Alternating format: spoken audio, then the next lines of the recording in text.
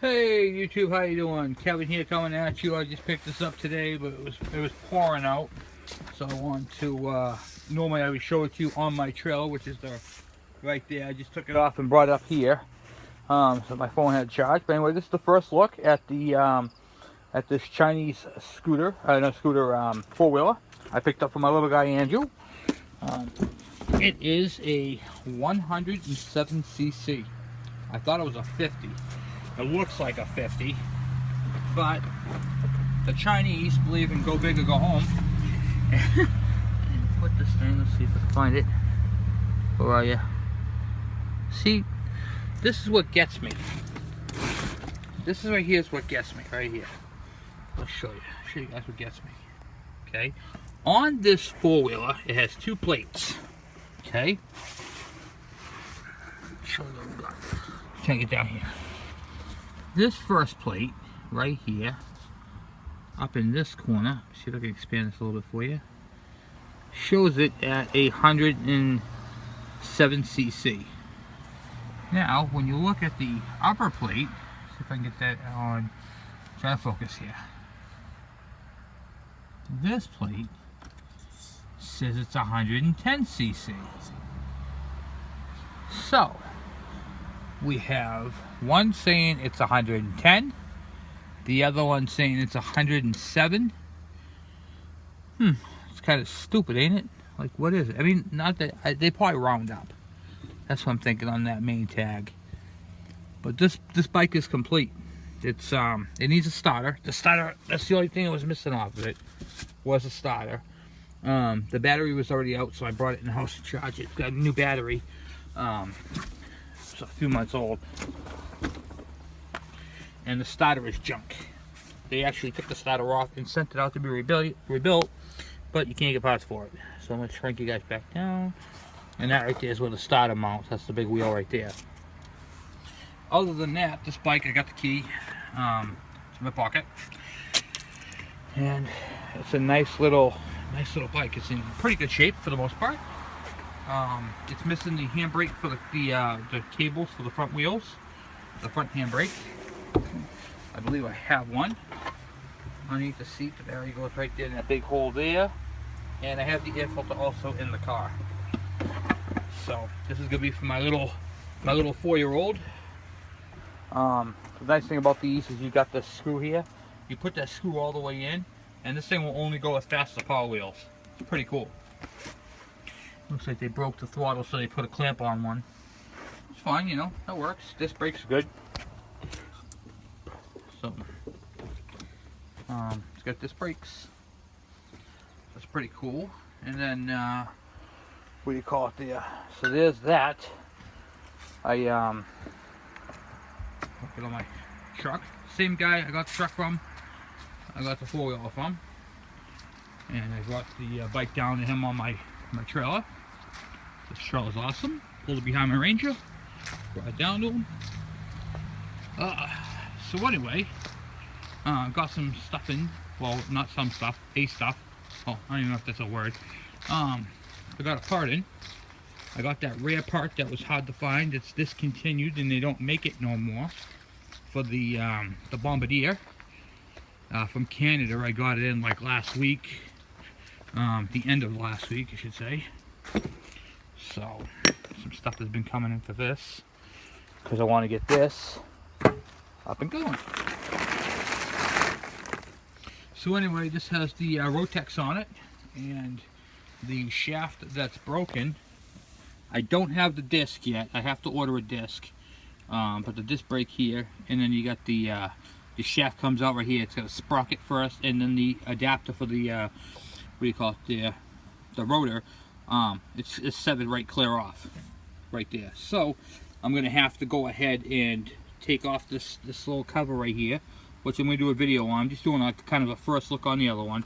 This shifter right here is loose. I gotta tighten that down. Got some stuff to do. Anyway, the shaft came in. I got the shaft right here, and the sprocket, and the adapter, and the nut. The adapter, because you can't find these things with the nut. I was on eBay and a guy had the adapter and the nut. I'll show you how this thing goes. Do it right over here. I don't have my tripod with me, I'm too far away from it, but yep, I got the nut, which I didn't have.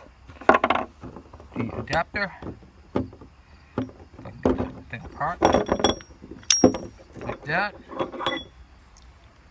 It's just a spline, then it fits on that dummy spline and this piece right here.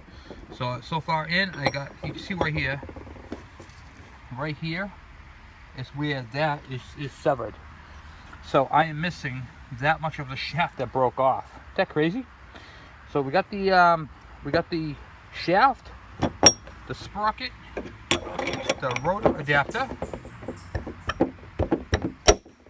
and the 20 what do you call it there, M20 nut.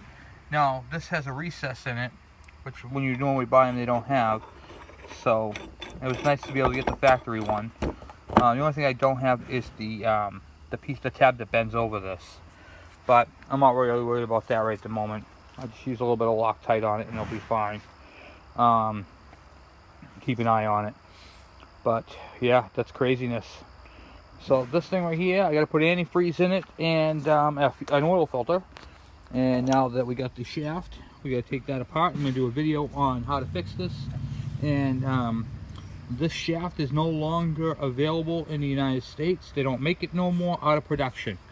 So if you can't get parts in the United States, well, there's one other place you can call. That is when you call a Can-Am dealer up in what do you call it there, Canada. So you pay a little bit more because it's shipping, but if you have a machine that's like, in this case, a 2003, in decent shape too, might I add, it is worth spending the extra green for. However, some people are like, oh, just junk it, you know, and then people like me scoff it up. And then when we get it running, you guys get mad at us because I didn't realize it was such an easy fix. Well, I just told you it was. So, but what do I know? I'm just a stupid mechanic, right? So, chalk it up. What I'm going to do today is we're going to have a storm. This chain is tight. Tight like a tiger, but it's good. It was actually a new chain. Not at one time. I mean, it was actually new. The guy bought this chain with the a little while ago, but these chains are infused with rubber on the sides of them. It's a very narrow chain, and I am going to lubricate the absolute living hell out of it in hopes of saving it. A little bit of dirt on it. I don't care about that. I'm just going to kind of bend it up over it, and I'm going to do this a few times, you know. The stuff I'm using right now is chain and cable lube. Stuff works great. I don't even care about the dirt on it. I'm just going to spray it right now because we're going to have a storm. It's supposed to get remnants of hurricane. So I'm just going to throw this on there. We're only going to get like 30-40 mile an hour winds from it. We're way out, but nevertheless, we're still going to get hell. So if we're going to get hell, might as well go out in style, right? And get the stuff all done. And I got to loosen up these two clamp bolts. What rotates the axle. The axle's like on a cam. See how it's an offset? And that's how you adjust your chain. The problem with these is they never friggin' move. This guy already moved this one. So I'm going to lubricate it all up with the hopes that I can move it myself. So, because I really want to get this thing together with as minimal effort as possible. So, with the, I have to get a new chain guide. The chain guide is worn right off it because you over tighten the chain. Right here. So parts needed is a new chain guide, which is riveted on. I need to get the rotor. I got to tighten this up. I got to put antifreeze in it in the bottle, and I got to what do you call it there? Redo the air filter assembly onto it, and then this is done. Oh, I got to put a battery in it. That battery right there goes to my Yamaha Breeze. So I got to do that and put the shaft assembly together, which we're going to do next week. So But next week, even with a loose chain, I might be able to take it for a ripper on the yard anyway. And an oil filter. So I changed the oil in it. I really don't want to run it with that filter. The filter goes up above, so it's all good to go. But you can do that in this case. So I just wanted to show you guys, give you guys a first look at the parts that came in, and that little red four-wheeler that I got for my little guy. So now we'll have the 125 Breeze. We'll have this one up and running, and then we'll have the his little four-wheeler and my Brute Force 650. So got a lot of stuff going on. a lot of videos. Yamaha, that one right there runs. I just got to do the what do you call it there? Adjust up the carburetor on it and get that one squared away. So we're gonna have the Yamaha Moto 4, the Yamaha Breeze 125, his little 110 on the porch, the 200, and the 650. And then over the winter, we're going to do the motor up and order all the parts in and get all that stuff. I'm talking tires, everything, the works, and the plastics, everything. Anything and everything it needs to get this Mojave 250 up and running, which is a nice machine. I like the Mojaves, the 250s.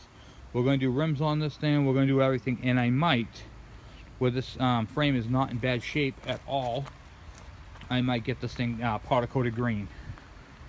Might as well, right? Might as well have some fun with some stuff, right?